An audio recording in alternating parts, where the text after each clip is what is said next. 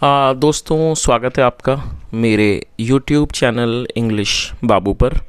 और आज मैं फिर हाजिर हूँ आपके साथ एक नई स्टोरी लेकर।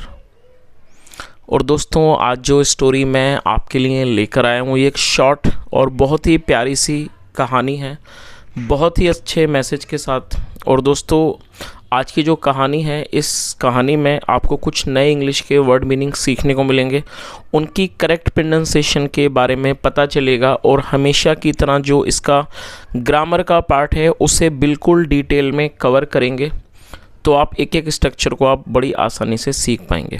और उसके अलावा दोस्तों, आज की जो कहानी है ये खासकर उन लोगों के लिए है जो अभी बिगनर लेवल की इंग्लिश सीख रहे हैं, या जो लोग बेसिक ग्रामर सीखना चाहते हैं, उन लोगों के लिए वीडियो बहुत ही ज़्यादा हेल्पफुल होने वाली है। तो चलिए दोस्तों, आज की इस कहानी को हम शुरू करते हैं। और सबसे पहले कहानी का टाइटल देखते हैं। कहानी का टाइटल है द एनिमल मीटिंग। क्या मतलब हुआ दोस्तों? मीटिंग का मतलब होता है कोई मुलाकात, सभा। एनिमल मीटिंग का मतलब हुआ कि पशुओं की सभा। तो दोस्तों, ये आज की इस कहानी का टाइटल है, शीर्षक है। और अब मैं इसे पढ़ना शुरू करता हूँ। आप लोगों से रिक्वेस्ट है कि आप कहानी को बिल्कुल ध्यान से सुनें। और यदि आज की कहानी में आपको कोई भी नया वर्ड या फिर ग्रामर का नया स्ट्रक्चर मिले तो आप उसको नोट करें। और यदि कहानी अच्छी लगे तो लाइक भी ज़रूर करें। तो चलिए इसको शुरू करते हैं। The lion king was busy appointing various animals at different post. क्या मतलब हुआ? The lion king was busy appointing. दोस्तों, अपॉइंट का मतलब होता है नियुक्त करना, किसी व्यक्ति को कोई काम पर रखना। वेरियस का मतलब होता है अलग अलग। और दोस्तों, ये जो वाक्य है ये एक सिंपल पास्ट का वाक्य है। सिंपल पास्ट का अर्थ होता है जब हम पास्ट में कोई ऐसा वाक्य बनाएं जहां पर वॉज या फिर वर का इस्तेमाल हेल्पिंग वर्ब के रूप में किया जाता है, साथ में कोई भी नाउन या एडजेक्टिव को लेकर वाक्य बनाया जाए। बिजी एडजेक्टिव है जिसका मतलब होता है व्यस्त होना। तो क्या अर्थ हुआ? The lion king was busy appointing various animals at different post. शेर राजा अलग अलग जानवरों को, पशुओं को काम पर रखने के लिए, नियुक्त करने के लिए अलग अलग पदों पर बिजी थे। तो पूरी लाइन का क्या अर्थ निकला कि जो शेर राजा था वो अलग अलग पशुओं को अलग अलग पदों पर नियुक्त करने में व्यस्त था। The cheetah had been selected as the army commander because he was quick to think and the fastest runner. क्या अर्थ हुआ? The cheetah had been selected. दोस्तों, ये जो वाक्य है ये एक पास्ट परफेक्ट का वाक्य है। पास्ट परफेक्ट का मतलब होता है, ये पास्ट परफेक्ट का पैसिव वॉइस का वाक्य है। और जब हम पास्ट परफेक्ट में कोई भी पैसिव में वाक्य बनाएंगे तो वहाँ पर हैड बीन का इस्तेमाल हेल्पिंग वर्ब के रूप में किया जाता है और साथ में वर्ब की थर्ड फॉर्म लगाई जाती है। सिलेक्ट का मतलब होता है किसी व्यक्ति का चयन करना, और थर्ड फॉर्म है सिलेक्टेड। तो क्या अर्थ हुआ? The cheetah had been selected मतलब क्या हुआ कि चीते का चयन किया गया था as the army commander, army commander के रूप में चीते का चयन किया गया था। बिकॉज क्योंकि he was quick to think, क्योंकि वह सोचने में क्विक था, मतलब सोचने में बहुत ज़्यादा क्विक था, तेज था। And the fastest runner. और दोस्तों, फास्टेस्ट एडजेक्टिव है और ये फास्ट की थर्ड सुपरलेटिव डिग्री होती है। फास्ट मतलब तेज, फास्टर तेज, और फास्टेस्ट सबसे तेज, और रनर दौड़ने वाला। एंड द फास्टेस्ट रनर, और वो सबसे तेज दौड़ने वाला था।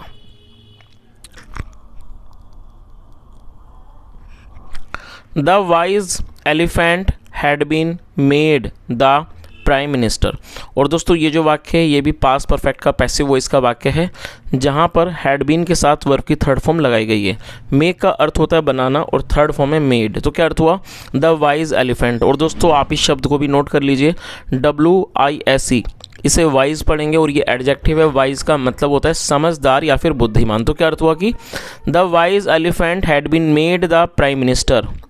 बुद्धिमान हाथी को प्रधानमंत्री बनाया गया था। आगे देखिए, time passed by and other animals also got their post.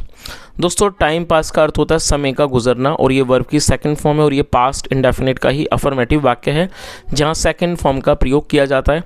Time passed bye समय गुजरा, and other animals also, also मतलब भी, और जो दूसरे जानवरों को भी, गॉट देयर पोस्ट, अपने अपने पद मिल गए। देयर मतलब अपने।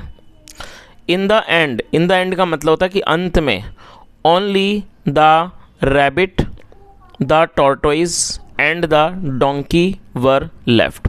दोस्तों यहाँ जो लेफ्ट है इसके कई सारे मतलब हैं, आप इन्हें नोट कर लीजिए। पहली बात तो यह है कि जो लीव का मतलब होता है छोड़ना, निकलना, रवाना होना, उसकी ये सेकंड फॉर्म है, साथ में थर्ड फॉर्म भी है, तो ये तो वर्ब के तौर पर है। उसके अलावा ये एक एडजेक्टिव भी है जिसका मतलब बायां भी होता है, साथ में इसका मतलब होता है बचा हुआ। तो इसके कई सारे मतलब है, और यहाँ पर इसको जैसा मैंने आपको बताया ये एक एडजेक्टिव भी है, तो इसको यहाँ पर एडजेक्टिव के तौर पर प्रयोग किया गया। और लेफ्ट का मतलब होता है बचा हुआ, बचे हुए। तो इसका क्या अर्थ हुआ? इन द एंड, अंत में, ओनली सिर्फ, द रैबिट खरगोश, द टॉर्टोइज कछुआ, एंड द डोंकी और गधा, वर लेफ्ट बचे हुए थे। एट दिस, इस पर, द एनिमल्स स्टार्टेड लाफिंग।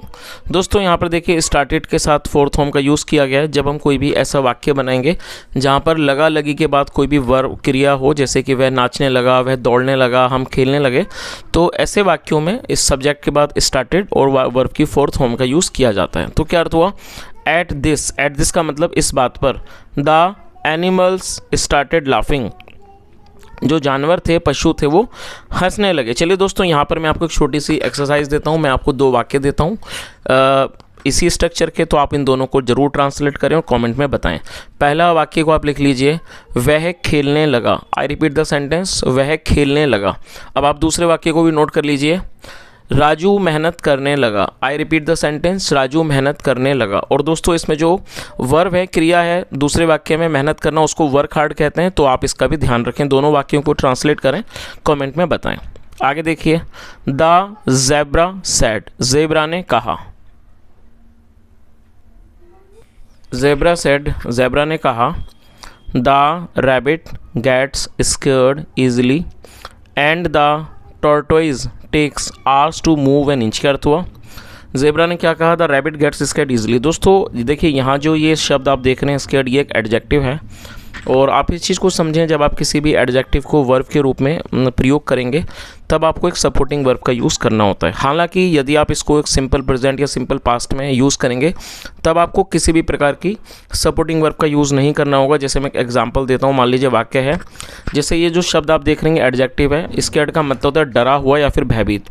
अब इसको यदि आप सिंपल प्रेजेंट में यूज़ करेंगे तो आप इसको आसानी से बना सकते हैं, जैसे he is scared, he is scared या फिर ही वॉज स्कैर्ड, तो आप इसे इजीली यूज़ कर सकते हैं बिना किसी भी सपोर्टिंग वर्ब का प्रयोग किए। लेकिन यदि आप इसी एडजेक्टिव को वर्ब के रूप में प्रयोग करेंगे तब आपको क्या करना होगा? आपको एक सपोर्टिंग वर्ब का यूज़ करना होगा।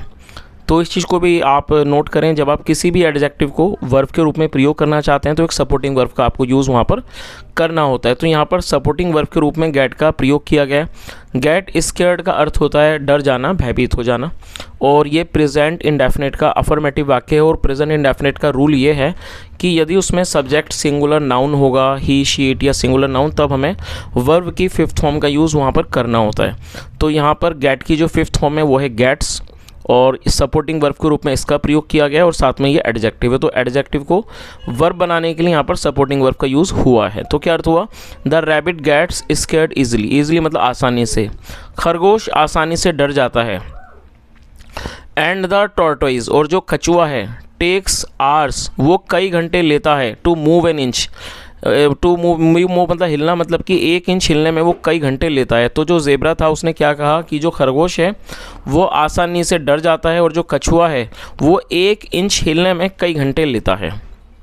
द डोंकी इज़ अ फूल, और दोस्तों ये सिंपल प्रेजेंट का वाक्य है। सिंपल प्रेजेंट मतलब वर्तमान में जब हम कोई ऐसा वाक्य बनाएं जहाँ पर इज एम आर का इस्तेमाल हेल्पिंग वर्ब के रूप में किया जाता है, साथ में नाउन या एडजेक्टिव को लेकर वाक्य बनाते हैं। और फूल का मतलब होता है मूर्ख। द डोंकी इज़ ए फूल, गधा एक मूर्ख है। आगे देखिए,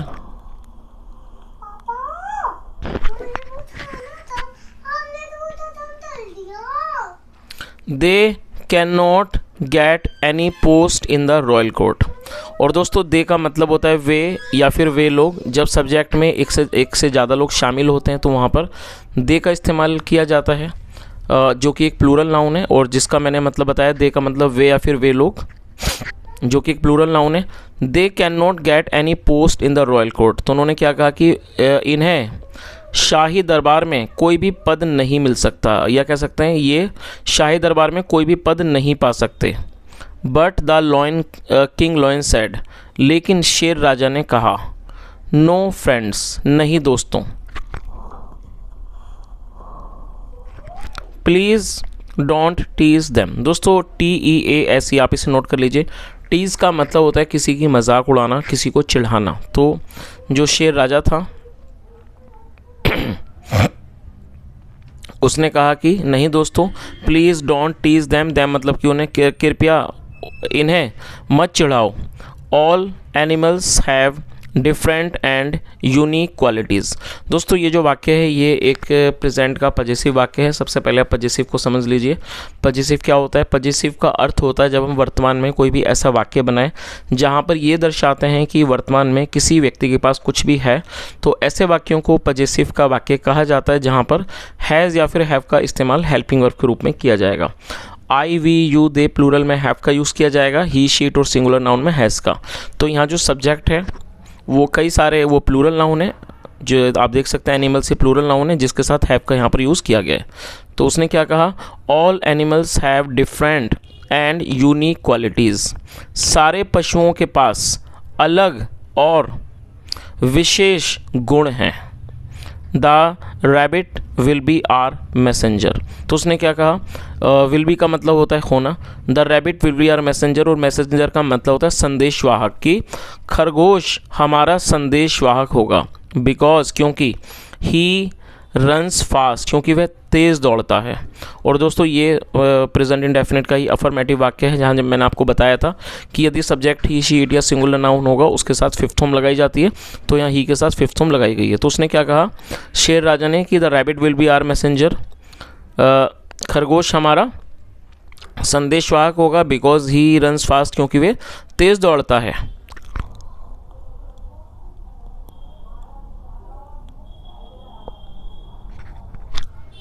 the tortoise can hide and spy on the border post. तो उसने क्या कहा? The tortoise can hide, hide का अर्थ होता है छुपना, छुपाना। कछुआ छुप सकता है, एंड स्पाई और जासूसी कर सकता है, ऑन द बॉर्डर पोस्ट मतलब कि बॉर्डर पोस्ट पर सरहद पर वो क्या है? जासूसी कर सकता है और छुप सकता है। वो किसके बारे में कहा उसने? कछुए के बारे में। The loud voice of the donkey, और लाउड वॉइस का मतलब होता है भारी आवाज़। जो गधे की भारी आवाज़ है, कैन बी यूज्ड, उसका इस्तेमाल किया जा सकता है एज ए बगल कॉल। बिगुल कॉल का मतलब होता है लड़ाई की, या कह सकते हैं कि किसी तरह की जो वॉर की कॉल होती है उसको बिगुल का कॉल कहा जाता है, जो आर्मी वगैरह में दी जाती है ताकि जो दूसरे जो आर्मी के लोग हैं उनको बताया जाए युद्ध के बारे में। पहले समय में जो राजा महाराजा लड़ाई करते थे और जब संदेश पहुंचाए जाते थे उन्हें अपने सैनिकों को संदेश देते थे लड़ाई का, तो उसे बिगुल कॉल कहा जाता। तो क्या अर्थ हुआ कि the loud voice of the donkey, और जो गधे की जो भारी आवाज़ है, कैन बी यूज्ड, उसका इस्तेमाल किया जा सकता है एज ए बिगुल कॉल, एक बिगुल कॉल के तौर पर। All the animals of the forest learn a new lesson that day. और दोस्तों लर्न का मतलब होता है सीखना था, और ये सेकेंड फॉर्म है learn. All the animals of the forest, जंगल के सारे जानवरों ने उस दिन एक नया सबक सीखा। तो पूरी लाइन का क्या अर्थ हुआ कि उस दिन जंगल के सारे पशुओं ने, जानवरों ने एक नया सबक सीखा। चलिए आगे देखिए। और दोस्तों इस कहानी का जो मॉरल है वो भी देख लीजिए, बहुत ही प्यारा मॉरल है।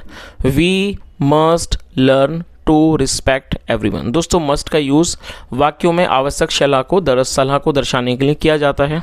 तो क्या अर्थ हुआ कि वी मस्ट लर्न, हमें अवश्य ही सीखना चाहिए, टू रिस्पेक्ट एवरीवन, हर किसी का सम्मान करना हमें अवश्य ही सीखना चाहिए। चलिए तो दोस्तों इस तरह से ये छोटी सी कहानी यहीं पर ख़त्म होती है, बहुत ही अच्छे मॉरल के साथ। और जो मॉरल है कहानी का बहुत ही प्यारा है। और वैसे तो ये जो कहानी थी दोस्तों जानवरों के बारे में है, पशुओं के बारे में है, लेकिन यदि हम सीखना चाहें तो हम किसी से भी अच्छी बातें सीख सकते हैं, चाहे वो जानवर ही क्यों ना हो।